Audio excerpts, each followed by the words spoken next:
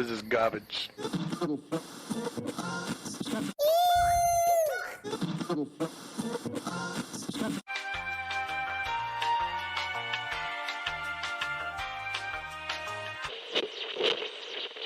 No way.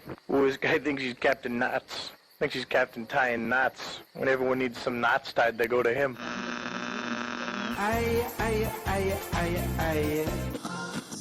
Rock and roll is very simple. Just 4 counts.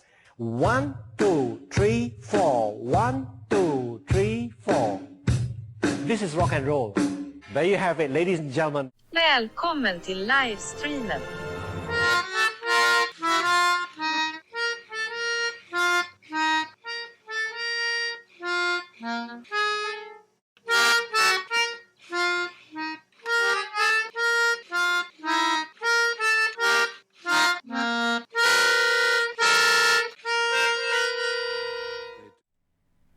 Hello.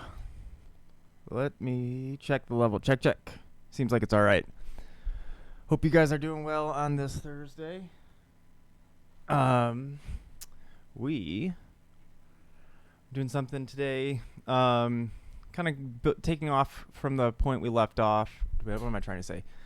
Picking up where we left off last time. Yeah, super busy. My brain's not in the right spot at all. Jen and I have been busting ass all day essentially bringing stuff that's going to be available for all of you guys in the near future. We got a lot of cool things coming up. So a lot of options and a lot of, I think, very helpful stuff. And the way I'm excited for it. So,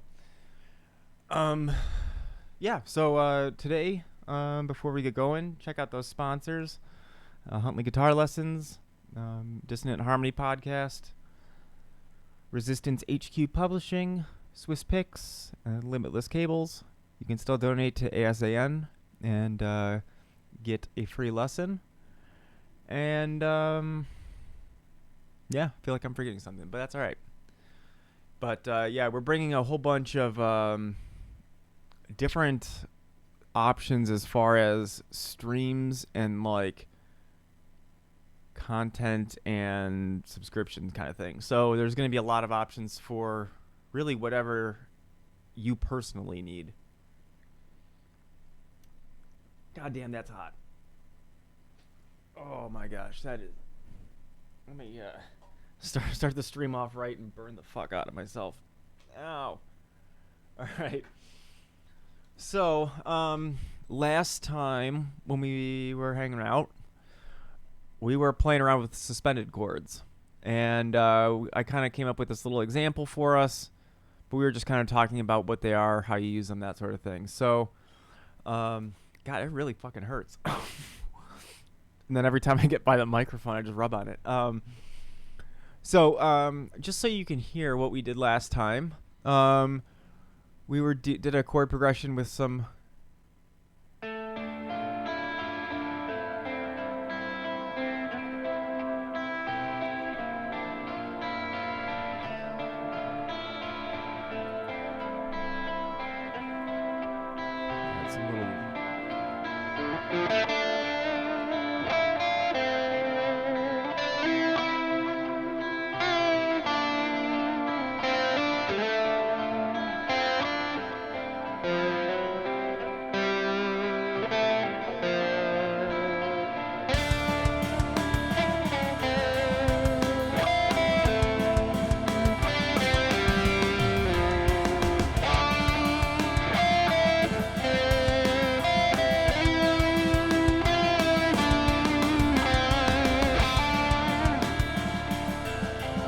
I think I did make the drums a little cooler off stream when I was teaching, because I used this little example about throwing in ghost notes. Okay, so with this progression, I'm kind of going from the D. Let's just boil it down again. So we've got D minor, A minor, C, B flat. Like we were talking about, we can make these. So we also did have like a heavier version.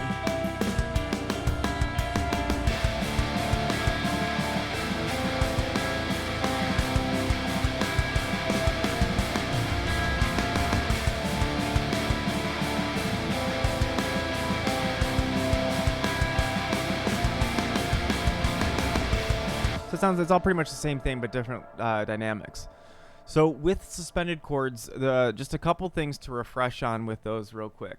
So a suspended chord is a 3-note chord that is not a triad, right? So a triad is built on the first, third, and fifth. The suspended chords kick the third out of there. That's a big important thing, especially later on if we're going to be talking about more extended chords and stuff. So with the third being kicked out, you either have the first, second, and fifth, or you have the first, fourth, and fifth. And from like a classical theory perspective, there really is not such a thing as a suspended chord. There are suspensions. So back in the day when the only way a musician would make money, right, was getting commission work through either someone who was super rich or more frequently the church, right?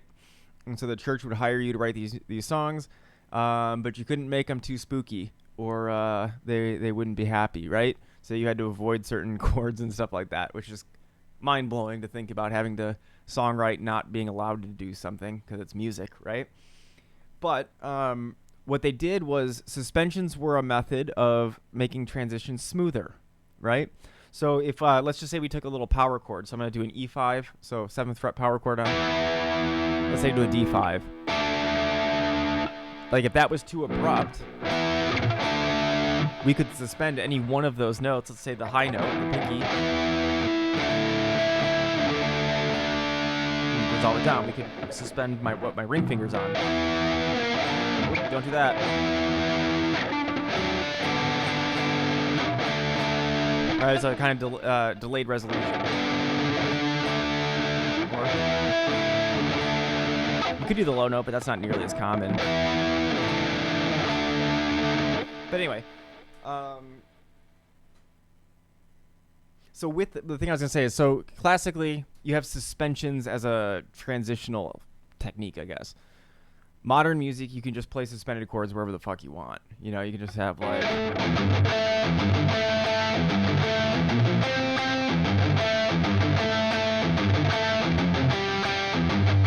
Right, all sus2 chords. That's a Steve Vai riff. I think the Real Illusions album, Glorious maybe. Anyway, you can just put them wherever. Now the thing is though, when you're soloing, suspensions are a great technique, but things don't sound resolved. Okay, so like, let's just loop this first chord for a second. So we just have a D minor chord playing. So our notes are D, F, and A, and I'm putting that in the chat for you guys. So those 3 notes are the target notes. Our key has 7 notes, the notes D, E, F, G, A, B flat, and C. But those notes are the ones that are going to make the idea sound completed and resolved and stuff. Okay, so when we hit, like if I'm going to play it, and if I just hit a D note, for example, it'll sound complete.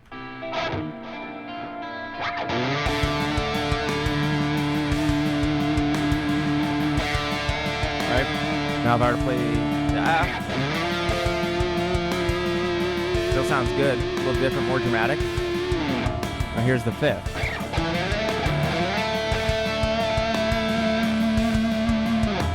So the thing is, if I only hit notes in the chord, it's going to be boring as hell.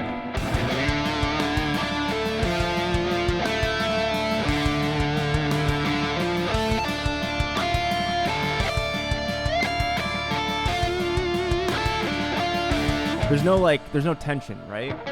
So the suspensions and stuff are like not part of the chord, but they're a way of transitioning. So we could, when that's playing, I could suspend the E note, and so I should say bring this up. There's two. Moving lower is what's called a suspension. So moving from a higher note, resolving down, suspension. The opposite of that is what's called a retardation. So if we were to hit the E note, for example, we could resolve it down to the D note or up to the F note. If we were to suspend, let's say the G, it would be a suspension if it was going down to the F afterwards, and it would be a retardation going up to the A, right? We could do that sort of thing. So, if I had there's going up to the F. Right, so if I go, resolve it down to the D, that sort of thing makes it more dramatic. So if I were to start adding those extra notes in there,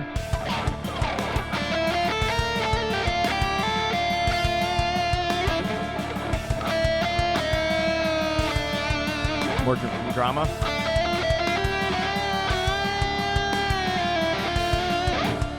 So you're not really going to resolve on a suspended note. You're probably going to resolve on still the first, third, or fifth from a lead perspective.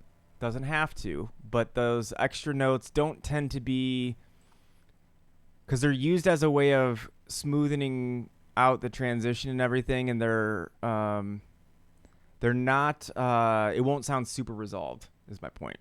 A little rambly, but yeah, so if we were soloing over this and the chords are changing and everything, right, we can have all kinds of different things happening. Let's just...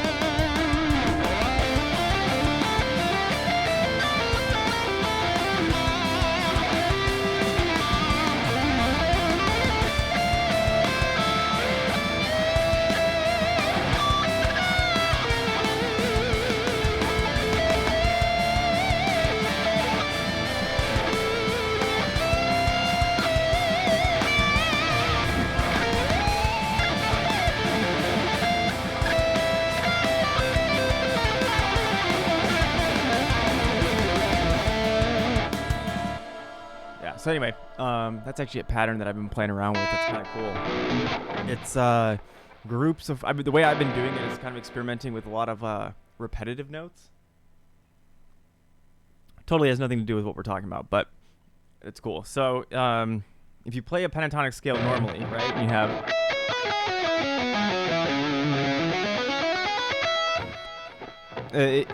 I tend to favor playing it with 3 notes per string. So... it's kind of like mashing the first 2 boxes or shapes or whatever together. And when you do that, you're going to have a duplicate note. So if I played it perfect, like going straight up, for example, same note, same note, same note, same note, same note. So there's anytime you change strings, there's a duplicate. So you can do patterns like, say, something like...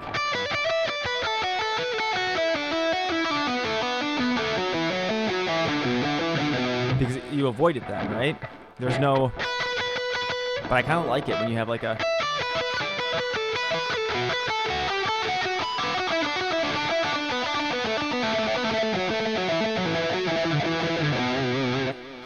the duplicate notes can be really, really aggressive sounding, I guess is a good way of putting it, right? Because if you get that going real quick with the, like... it almost sounds like you're hanging out on one note. Getting that more aggressive sort of sound in there, right? So if we were to do it with, we're in D minor, so if we were to...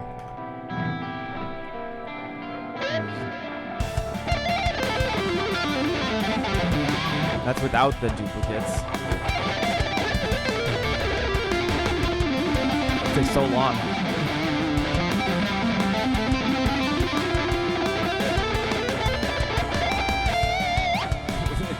The pattern takes significantly longer to finish, that's for sure. But anyway, it's a cool little thing. I always like it's a little neoclassical, not over the top. You know, you can have some. What was that song? Huh?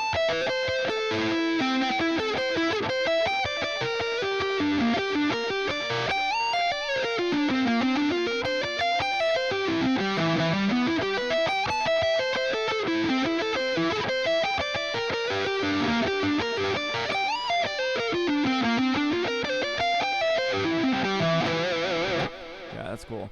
That's actually the first lead part that I played on tour with 7 Horns. It's been years since I've even heard it. That's cool.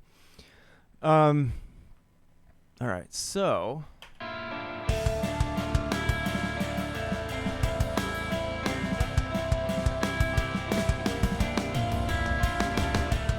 if there is anything for you guys watching that is that you had questions on. So maybe it was something about the those suspensions or something else that you've been trying to apply yourself. Be sure to ask. What's going to be cool is when we're going to start doing songwriting streams where we take this further and we write songs completely based off the things that you suggest. Whatever you throw my way.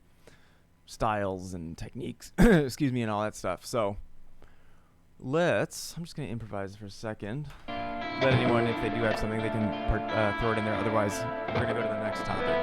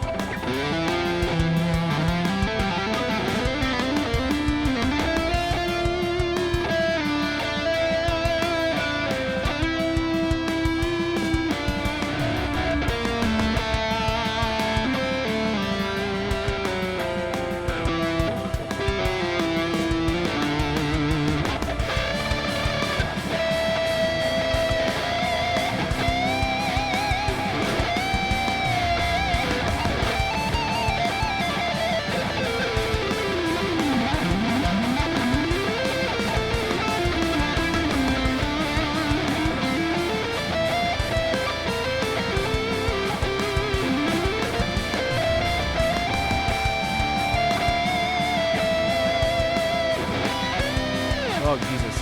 Yeah, we're not gonna end with those. So let's continue with the suspended idea, but more from a lead perspective. So let's find a couple different. The thing is, people tend to tie techniques specifically to like certain things that they can play with those techniques, and it's not the case. So like sweep picking, people always do arpeggios with it. You don't have to. You can sweep pick scales. So in this case, let's think of some things we could do. So outlining chords, we could definitely do sweep picking and arpeggios. So thinking of those arpeggios, let's take let me get my little hair tie mute up here for some tapping. Let's say so our chord progression, we've got those 4, right? So for the D, do all kinds of good stuff.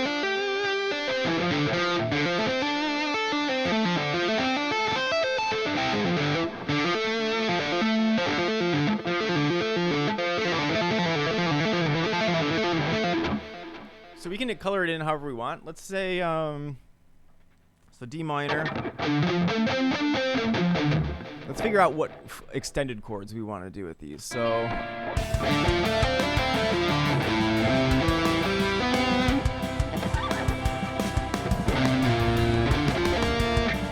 so let's see. So if we do the D.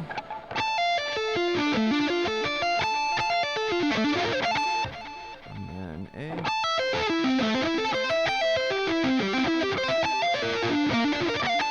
So the easiest one, at least for me, to do right away would be the sweep picking.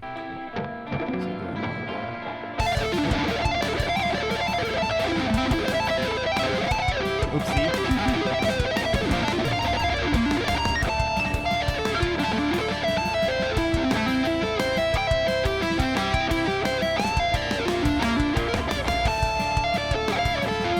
Obviously, we could sequence those in a bunch of ways, right? But we can do like the D minor, A minor.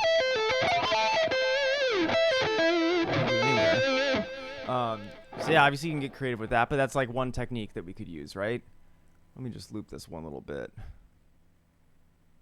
So yeah, so if we wanted, and you can obviously do it in different rhythms and stuff with that technique. Let's see, we did something slower.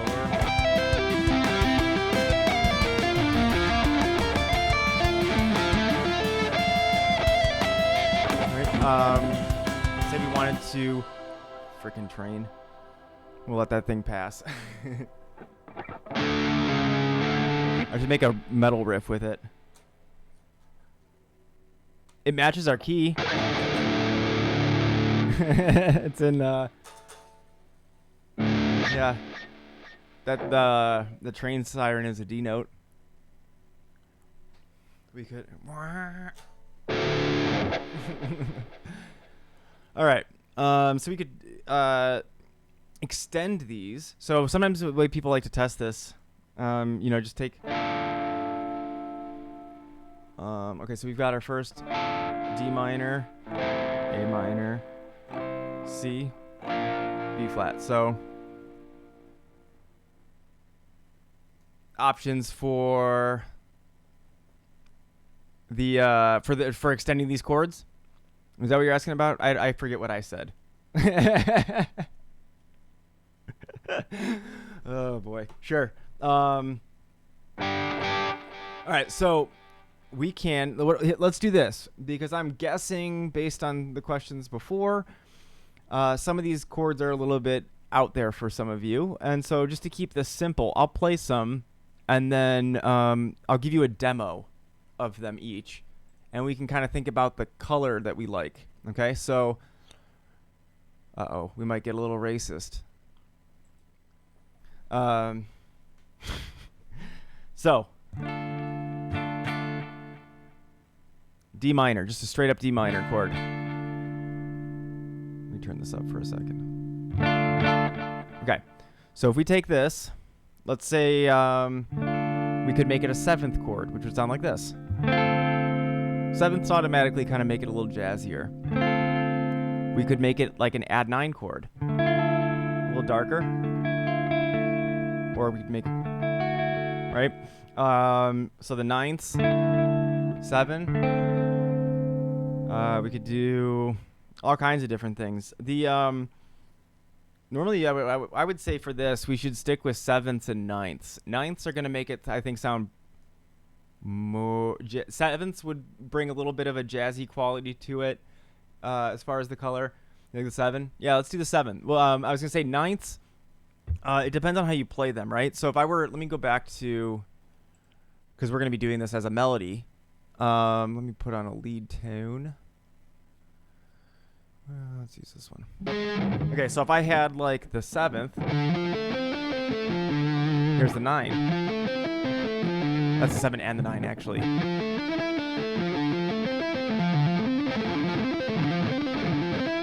Go back and forth. So if we were doing the 7th, let's say, we'd have D minor, so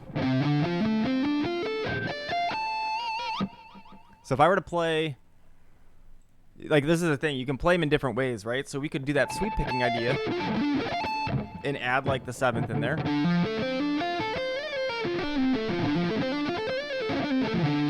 We could also tap it. We could also do it as like a more aggressive kind of, something like that, right? Where it's not as like smooth. Let's try doing one where we kind of alternate pick it, just because it's probably different than what most people would think of. So we can do, let's do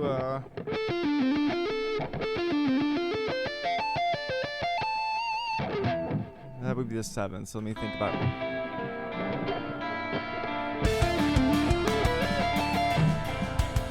So we're gonna do some weird rhythm. Let's do like a 1, 2, 3, 4. A little bit different. So we'll map out exactly how we're gonna play it. But for right now, we're just gonna do it as like an exercise. So D minor.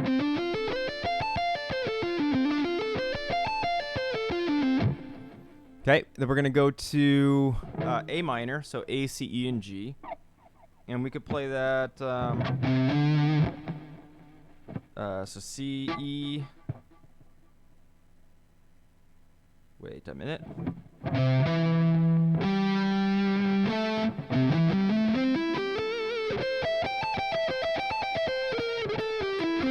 Might be cool.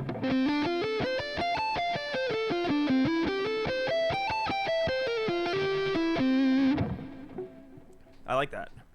Very similar, because it's taking advantage of notes that are.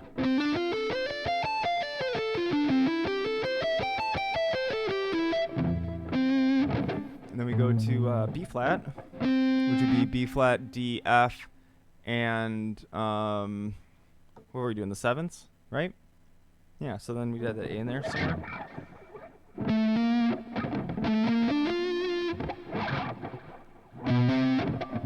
Ooh. Okay. So then what we would have here is I forgot, we go to the C first. So we would have...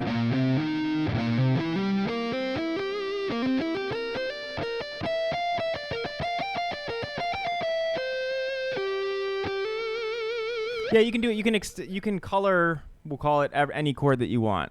So when you, like if you're looking for a certain sound, certain chords will sound, and different techniques work for different concepts or different scenarios, is what I guess I'm saying. So there are times, for example, where I might want something more aggressive. There are times I might want something more smooth, more relaxing. So certain things lend themselves to one better, right? So if we have like our foundation, like you could even start with a smaller type of progression. We could start with like just power chords and have...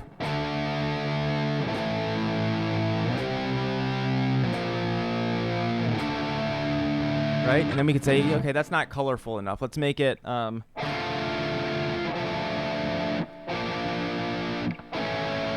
you know, kind of build the full chord. And then we could build it even farther and do like sevenths or, you know, whatever else you want. Because...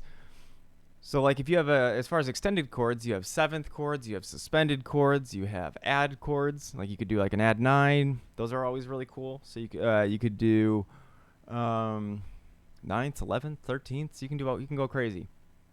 Most of the time though, you're not going to play every single note, because if you play every single note, you run out of strings, right? So and the other thing is you want to make sure that they sound good together, right? So if we went like right here, I'm using a similar technique for everything, so it sounds... And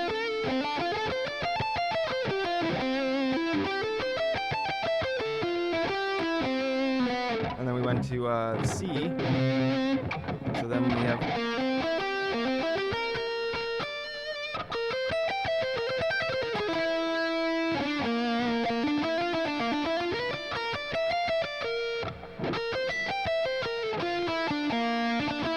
keep hitting the wrong notes, but it sounds cool.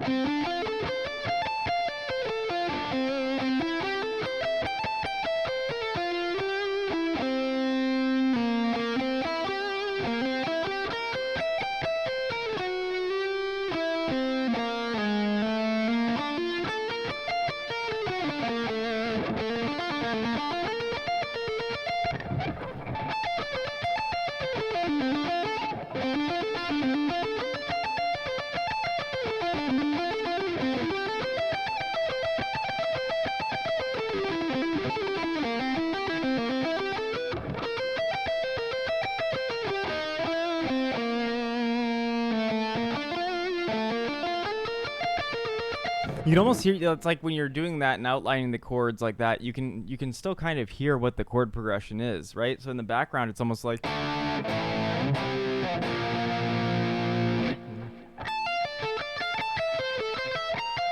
Oop. Keep wanting to flip the last two chords.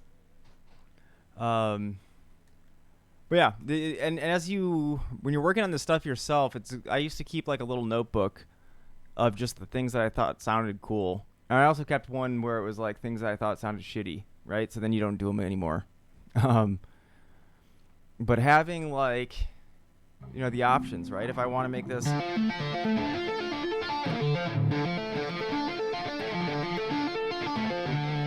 know, do something very different vibe, right? Or if I had... Again, different type vibe. So...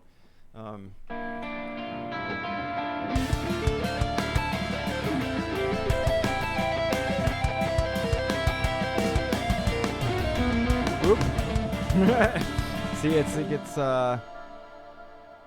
gets yeah, I would, right? It gets confusing when you flip the chords like that. But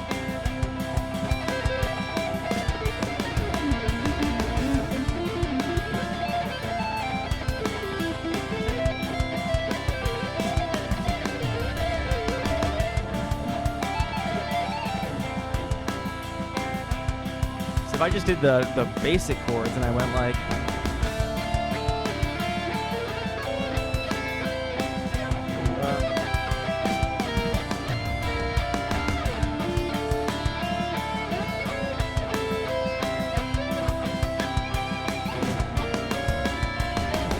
It's not nearly as interesting. But if you were to end up putting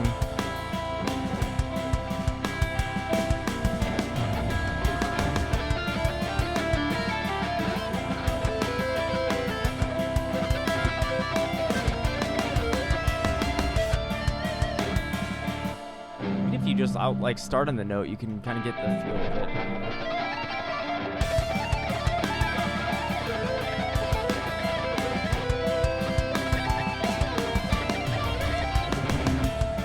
The point is you want to have control. You're using shapes to your advantage to navigate the fretboard and do all of that. And then you're using the theory and the knowledge of what notes are in the chords and everything to like lock in at the end, right? And get more control and know, like, you know, make more dramatic sounds or make it more, you know, appropriate for what you're looking for. That sounds cool doing that sort of stuff, right? Because you can...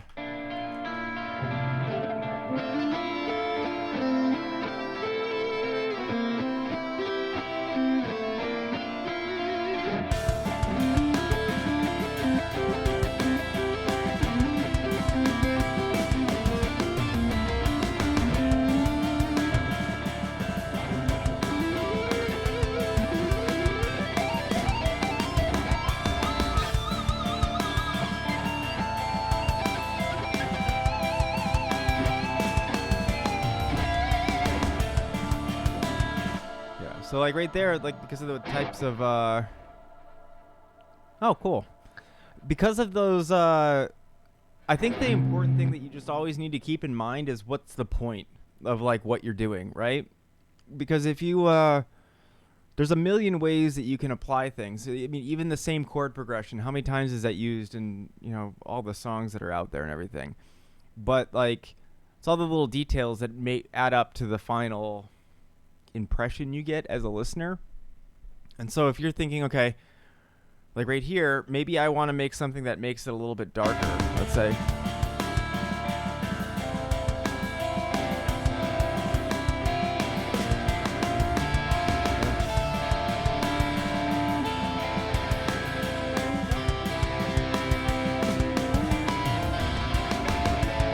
Yeah, it's like adding a little bit more.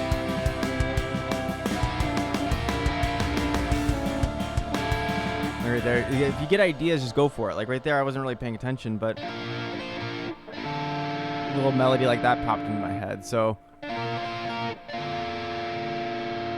we had like a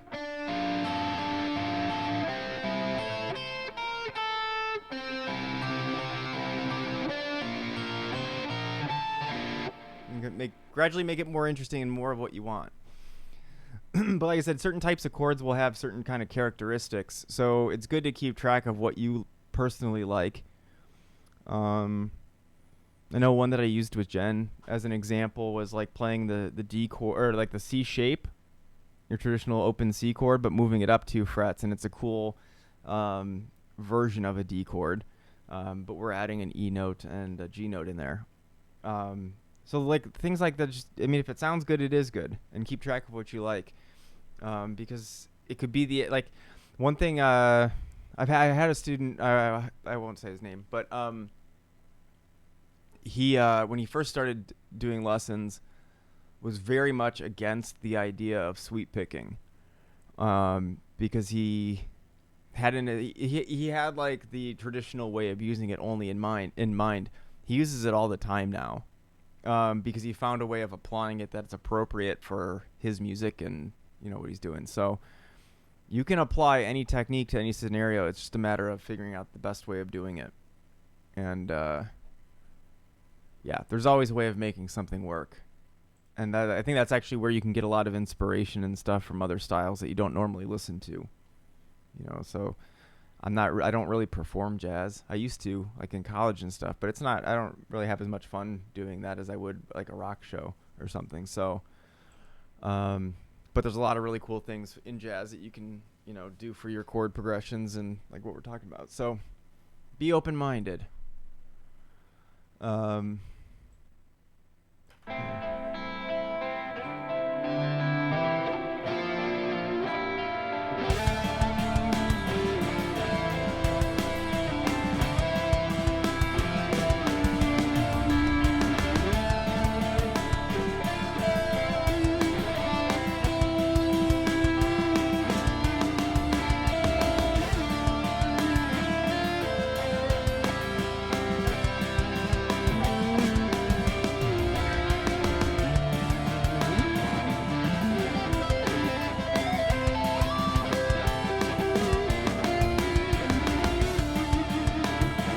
this is a little bit of a detour, but what we're talking about, like being in control, is kind of the same thing. Like if we're just straight up improvising and like picking scales to use, right?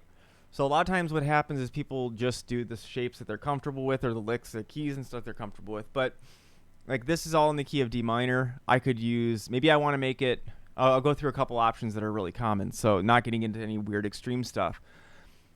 So with this being in the key of D minor, we could use the minor pentatonic and give it, or like blues scale, and give it more of that classic rock bluesy kind of vibe. We could also use more of the natural modes to get like the full characteristic of the key. And other things. So like you can completely change the type of phrasing you have and everything just by changing what you're applying, right? So again, it's about finding what you want for that moment. So let's say I want it to start bluesy, and then I want to get it more maybe modern sounding.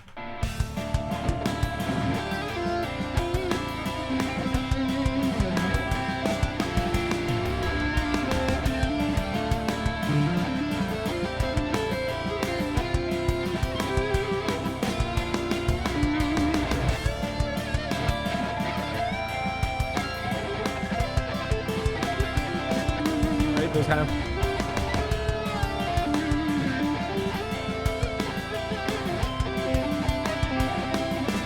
Here, let's see.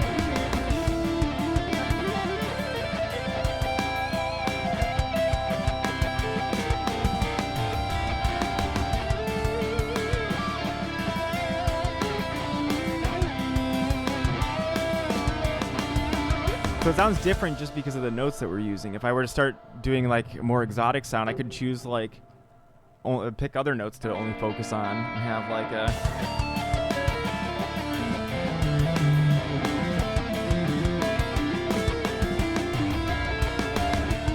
You guys have heard me use that one a lot. That's that Hiro Joshi pentatonic. There's so many cool options out there. So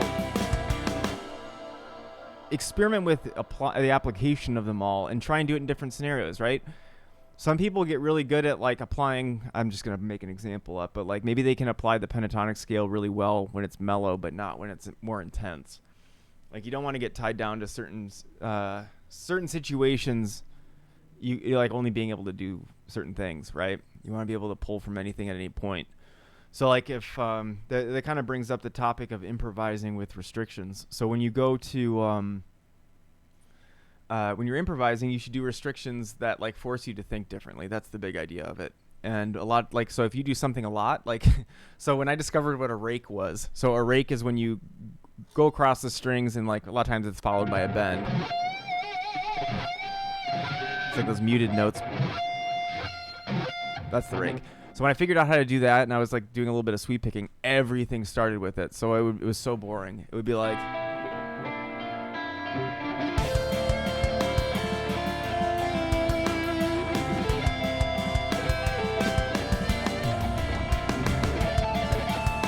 Right, everything starts exactly the same. So my restriction was just don't do that. So if you find that you're doing something frequently, you can omit it.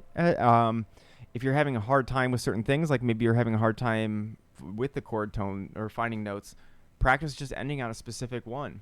Do whatever you want. And let's say when the D minor chord plays, you have to hit a D note. Okay, so it's like whatever I want.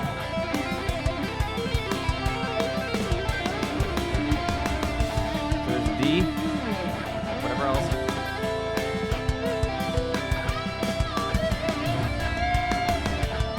There's a D again. So.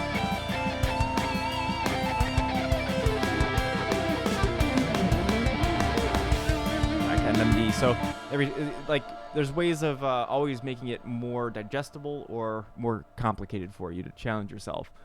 You can do physical restrictions, like maybe only using your pinky or ring finger or something like that. Like maybe you have to use a certain scale shape or arpeggio shape, but like restrict yourself. A good one for a lot of people, like I used to have a problem with run-on sentences, if you will. So basically I would just be playing and playing and playing and there wouldn't be any real punctuation. So focusing on your breathing. And so like a singer would, right? So when they're exhaling, they can make noise. When they're inhaling, they're not.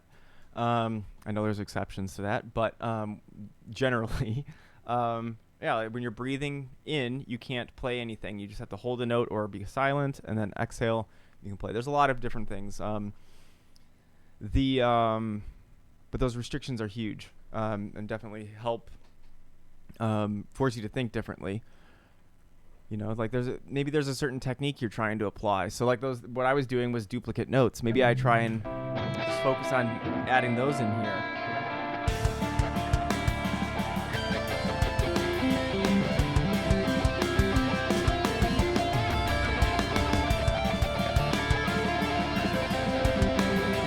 It sounds like I'm barely doing anything when you do that.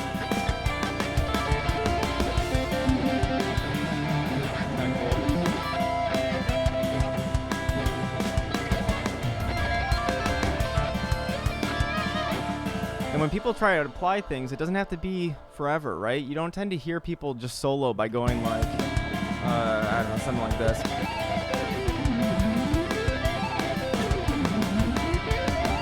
Right, you don't hear people just go up and down. They're gonna do even if they are playing fast for a long time, they're gonna change it up. So, you know.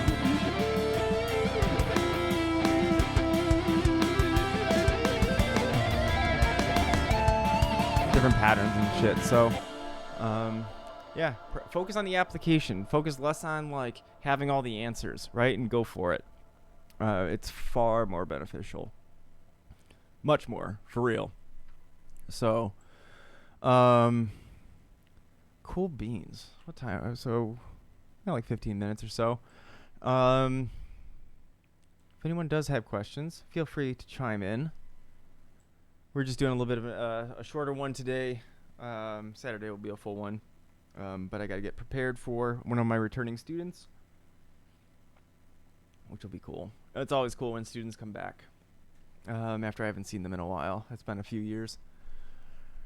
All right, so let's.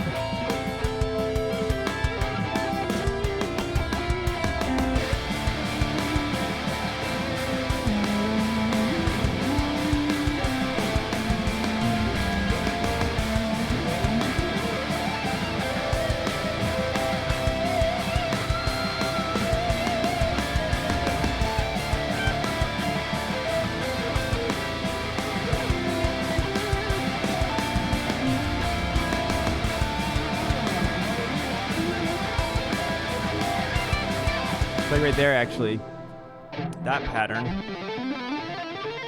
is one that I could do, you know, not paying any attention. So that might be an example of a restriction where, as I'm, you know, practicing, it's like I can't do that anymore. Makes a big difference.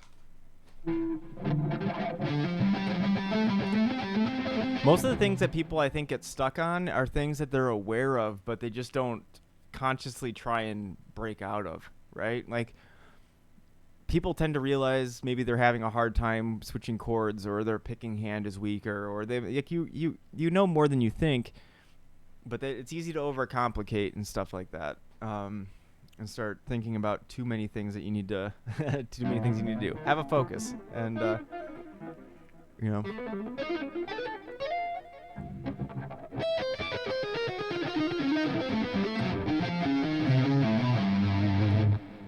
Yeah, you could get into a whole thing of messianic scales, right? Those are just a fancy word for symmetrical, like whole tone.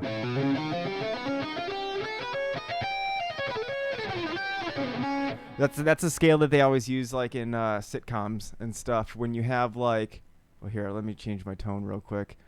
It would be like if you had, like someone sits down on the couch and they're going into a dream.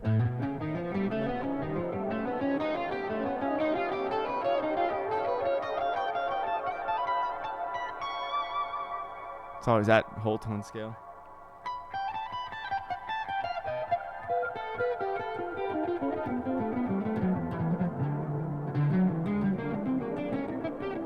It's hard to do that pattern with, actually.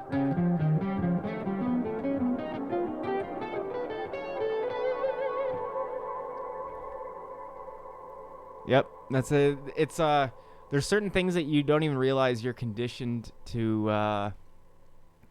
Like you'll hear it and you think of something instantly because it's used for everything. That's definitely one of them. It's like it's a good example of there's a lot of things that everybody knows but doesn't necessarily have a name for it, and you want to be able to put a name to everything.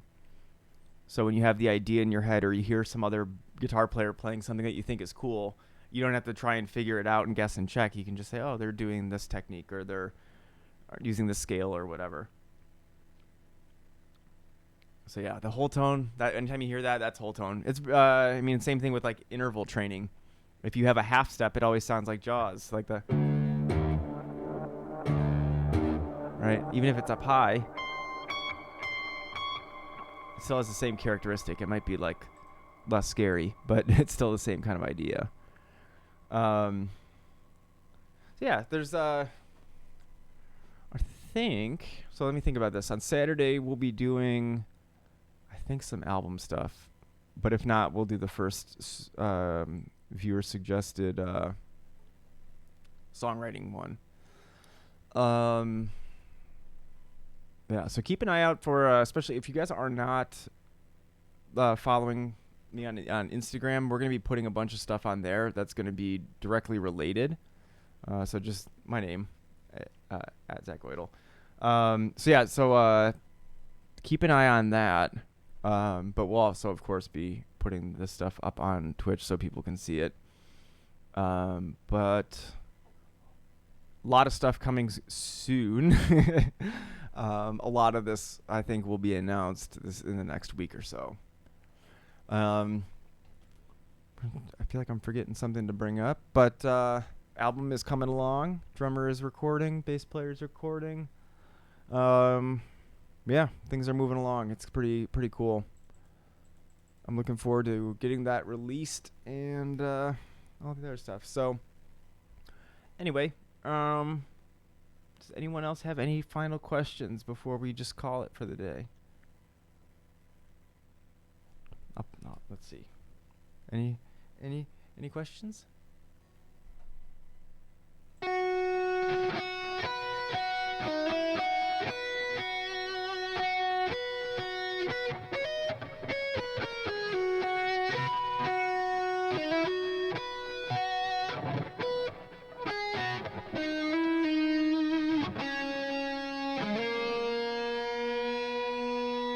You hit the wrong note, just bend.